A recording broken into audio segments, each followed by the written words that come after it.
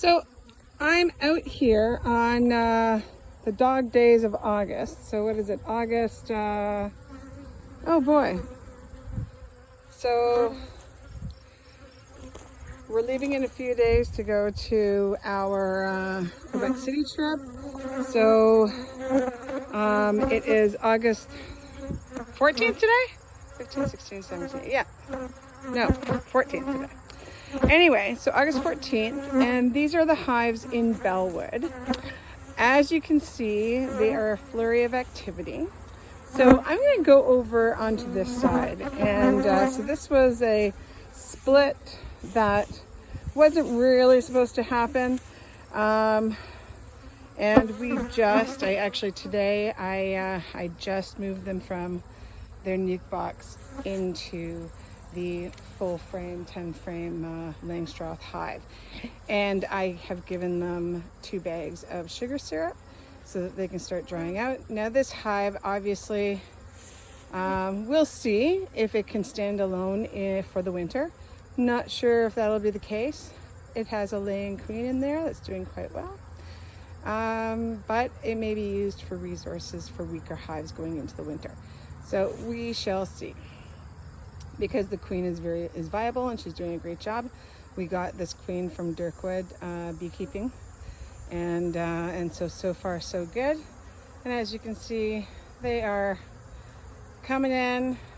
I saw lots of different yellow and white pollen coming in into the hives, which is very exciting.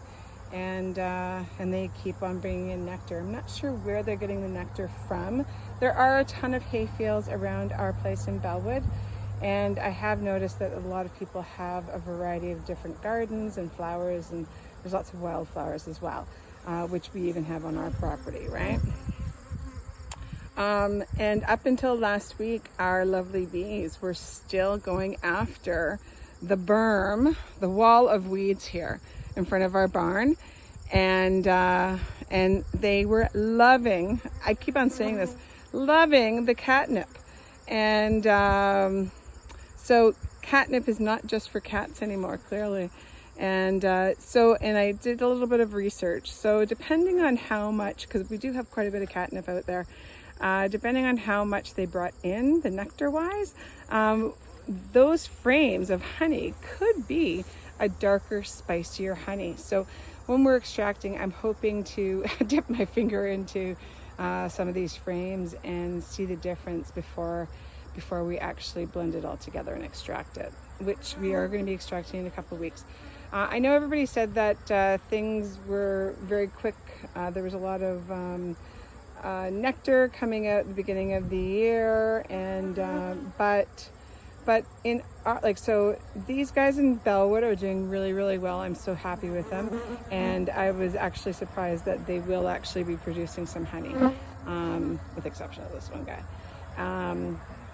Over here I have one that was done about 3 weeks prior to this one, and we ended up having to put a queen in from Derkwood again. And so right now they're having some difficulties drying out some comb. So I have also given them some sugar syrup so that they can build up some comb and they can continue to bring in nectar, because we do want this medium super filled with food for them for the winter. And it would be an extra bonus if we get something up here, but not really expecting it at this point. These lovelies, we made our own queens with these lovelies, and they seem to be doing well. They're both laying exceptionally well, and I did some rearranging as well. I just put Formic Pro on these two, so it's 1 patty for 10 days, so I won't be touching them for 10 days, and because their sister hives in Arthur had quite a bit of varroa, so I just wanted to be on the safe side, even though these were splits. So, and I will be treating with oxalic acid at first time vapor later, like after we've extracted all of our honey. So there you have it. This is our little update on our hives, and I wanted to do a live post, but it wasn't happening. It didn't want to happen. So as you can see, I'm like right in front of the hive. They're probably not very happy with me, but I figured I'd show you the flurry of activity. And as for where they're going, I have no idea. If anybody has any questions about beekeeping, just post it down in the comments, and I will try and answer any questions. And if I don't have the answers to them, then I will try and find out and do my research, because I'm still learning. As a new beekeeper, it's my second year, and still learning and figuring things out. So, but I do know that one thing that I do know, I will have honey available probably in 2 weeks. So stay tuned, and then the creamed honey will take probably another 6 or 7 weeks, because you have to seed it and let it sit for a while. So if you're interested in just regular honey and finding out, like, how much honey I've produced at the Belwood location and Arthur, and whether you want the honey from Arthur or whether you want the honey from Belwood, hey, I think we can do that too. So there you go.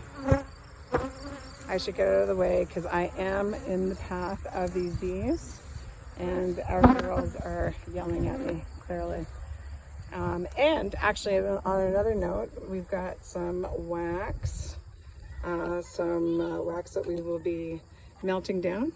And but right now, I'm trying to figure out where I want to put this to dry out and get robbed, because it's the best way of getting rid of all the gunkiness and drying it out. So it's easy to just put in a bag and melt it into my wax melting pot. So there you go. See, the bees are going on it. See, these primarily, I think, are nurse bees that are here, and so because they're tending to the, I think you can probably see some of the brood over here. We got some brood over here that unfortunately was scraped off. Those are drone brood. I'm not sure. I don't really. It's fine. We don't need our drone brood. But the one thing that I have noticed here, look at this. So see, I don't know if you see this red. See this brood, and it's got some red. Got this like little red thing in there. That is a varroa mite. So that varroa is now dead, which is great. And so that's another way, like the reason why I do get rid of the capped drone brood is because the varroa really like laying in those cells, because it takes the drones a little bit longer in gestation, and it gives the varroa an opportunity to grow and proliferate, I guess. So there you go. So they're a little bit bigger and chunkier. That's why they take a little bit longer. And so that's the preferred way of kind of expanding the population within the beehive. And we don't want that. Right now, in the dog days of summer here in August, the population of the hives are slowly starting to decrease, but the varroa population is starting to increase. So if you don't start taking care of your bees, whether it be through a natural means or through the different miticides, these hives will not survive the winter. So, which is very sad, because you want all of your hives. I want all my hives to survive, and you need to give them a fighting chance. We all need to give them a fighting chance, so that because the population of the bee population is